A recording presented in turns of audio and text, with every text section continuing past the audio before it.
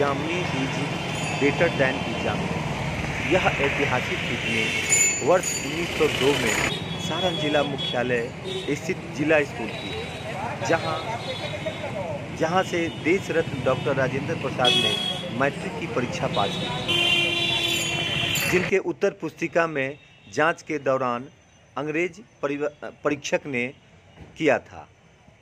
यह वही स्कूल है जहां से स्वतंत्र भारत के प्रथम राष्ट्रपति डॉक्टर राजेंद्र प्रसाद की मैट्रिक तक की शिक्षा देने वाला यह जिला स्कूल अपनी बदहाली पर आंसू बहा रहा है, जहां बुनियादी शिक्षण सुविधाएं भी मयस्सर नहीं है, जो अपने आप में स्वर्णिम अतीत का बदहाल वर्तमान कहावत को चरितार्थ कर रहा है। इतना ही नहीं, बल्कि इस विद्यालय में कई भवन शिक्षा विभाग के कब्जे में है और स्कूल प्रशासन के द्वारा कई बार इसके लिए आवेदन भी दिया जा चुका है, लेकिन आज तक यह अतिक्रमण मुक्त नहीं हो सका, चाहे कारण जो भी हो।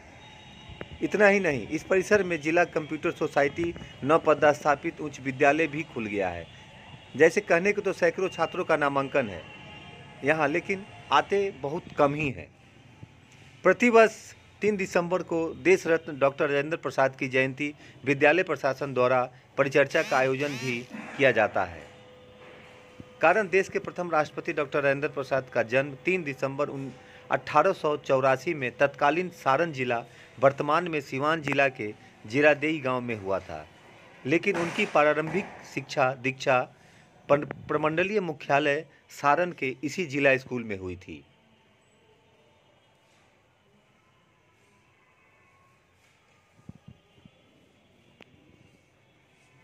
आते हैं तो हमको भी गर्व होता है कि चलिए हम जिस स्कूल से हमारे देश के प्रथम राष्ट्रपति पढ़ाई किए वहाँ हम शिक्षक हैं, ये हमारे लिए गर्व की बात है। लेकिन हम लोग को आज उनके आदर्शों और सिद्धांतों पर देख रहे हैं पूरे देश में भी कि उसका सम्मान और इज्जत नहीं हो रहा है, क्योंकि जिस एक स्वतंत्रता सेनानी भी थे और देश के प्रथम राष्ट्रपति भी थे, जिन्होंने आज अपने राष्ट्रपति पद पर रहते हुए 1 रुपया लिया, बाकी चीज़ अपने देश के लिए जितने वेतन मिलता था वो अपने देश के लिए अपना समर्पित कर दिया। लेकिन आज लोगों को वैसे ही कुछ पालन करना चाहिए ताकि देश आगे बढ़े, और उनके सिद्धांतों पर चलते हुए हम लोग को आगे बढ़ना चाहिए। क्या नाम है आपका? कुमार राजीव। राजेंद्र प्रसाद एक महामानव थे, उनको मानव की श्रेणी में तो नहीं लाया जा सकता है, क्योंकि उन्होंने अपने बूते अपनी काबिलियत से इस देश के स्वतंत्रता का प्रथम राष्ट्रपति का पद उन्होंने सुशोभित किया था। वो एक ऐसे व्यक्ति थे जिनसे हम सबको अनुसरण करना चाहिए। ये थोड़ा सा खेद होता है कि हम लोग जो राजेंद्र बाबू जो प्रथम राष्ट्रपति दिए हम लोग अपने इस विद्यालय से या इस छपरा जिला और बिहार से, उसके आगे और भी जो हम लोगों का हुआ थोड़ा सा निगेटिव में आ गया, जैसे नटवरलाल वगैरह लोग, तो ये थोड़ा सा छवि को धूमिल किया। लेकिन राजेंद्र बाबू के छवि को धूमिल करना संभव नहीं है।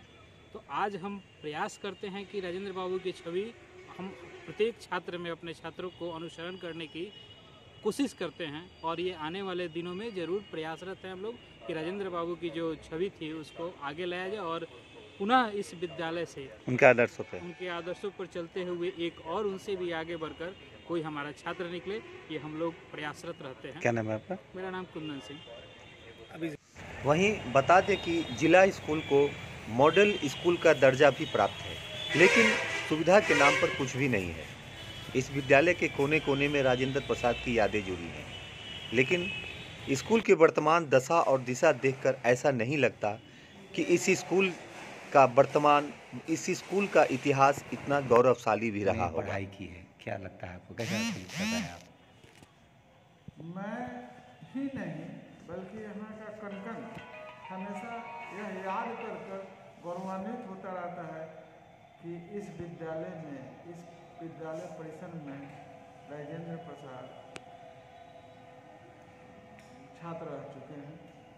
इसका कण-कण उत्साहित और प्रफुल्लित होते रहता है। यह हृदय में अपने संजोए रहते हैं सब कि मैं उस विद्यालय का कण हूँ, उस विद्यालय का प्राचार्य हूँ, उस विद्यालय का शिक्षक या छात्र हूँ, जिसके छात्र कवि राजेंद्र प्रसाद रहे। इसका अतीत इतना न गौरवशाली रहा है, और मैं भी इस प्रयास में हूँ कि इस गौरवशाली अतीत को फिर से पुनर्स्थापित किया जाए। लेकिन साफ सफाई नहीं है। जी, साफ सफाई होगी, क्योंकि कोविड के चलते थोड़ी परेशानी बढ़ गई। कोविड से भयभीत वातावरण में रहकर कार्य करना पड़ रहा है।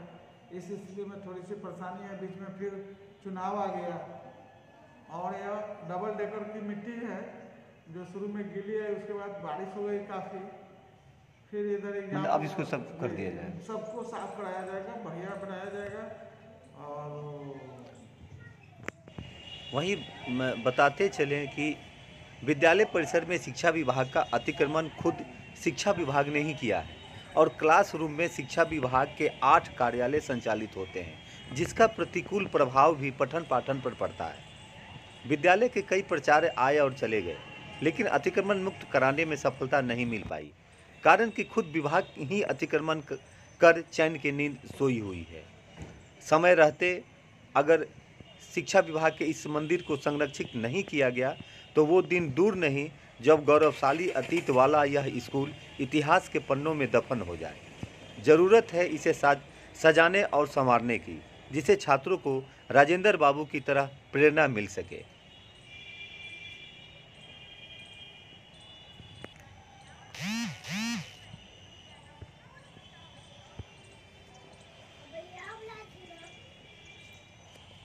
लोगों के लिए तो गर्व का विषय भी है। हम लोग यहीं के छात्र हैं और इसी विद्यालय में शिक्षक के रूप में कार्य भी कर रहे हैं। तो ये गर्व का विषय है कि भारत के प्रथम राष्ट्रपति के इस जहाँ पढ़े हैं उसी स्कूल में शिक्षक हैं और उनके आदर्श और उनके विचार और उनके सिद्धांत पर चलने का हम लोग प्रयास भी करते हैं और बच्चों को हम लोग ये प्रेरित भी करते हैं कि उन्हीं के विचारों और सिद्धांतों को अपनाएं, क्योंकि यह गौरवशाली विद्यालय रहा है।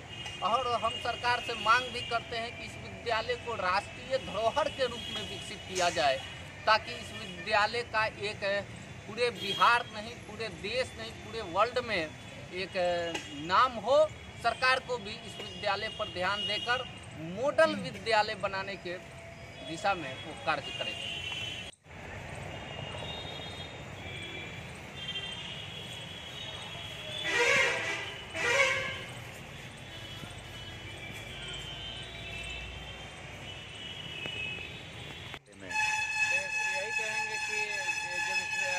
विद्यालय है इसमें राष्ट्रपति हमारे जो देश के पढ़े थे और ये जो विद्यालय है इसमें साफ सफाई और गंदगी बहुत ज़्यादा है। इस पर विद्यालय प्रशासन ध्यान नहीं देता। विश्वविद्यालय प्रशासन का तो इस पर अवैध कब्जा है। इसमें जो डीओ कार्यालय इसी में खोल दिया गया है, जो कि विद्यालय जो पठन पाठन का इसमें काम चलता है, तो उसमें ऐसे नहीं करना चाहिए जिला प्रशासन को। क्या मांग कर रहे हैं आप? मांग करते हैं कि जो कार्यालय है उसको हटा करके दूसरे जगह स्थापित कर दिया जाए और जो विद्यालय का जगह है उसको विद्यालय को दे दिया जाए और इसको आगे और इसको धरोहर के रूप में आगे विकसित किया जाए।